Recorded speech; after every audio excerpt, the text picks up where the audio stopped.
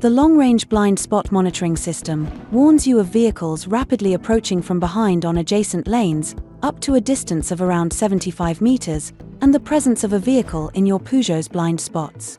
When you are warned of the presence of a vehicle in your blind spot, a light appears in the door mirror on the side concerned.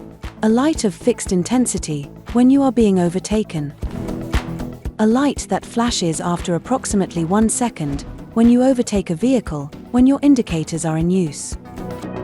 The Rear Cross Traffic Alert warns you of approaching obstacles, pedestrians, cyclists, or vehicles in your Peugeot's blind spots when you engage reverse gear or when you are reversing at a speed of up to 6 miles per hour. It detects obstacles that are moving at over 2 miles per hour at a maximum distance of 40 meters.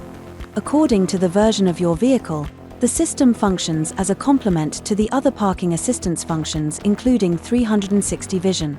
The system can be activated or deactivated via the ADAS application on the touch screen.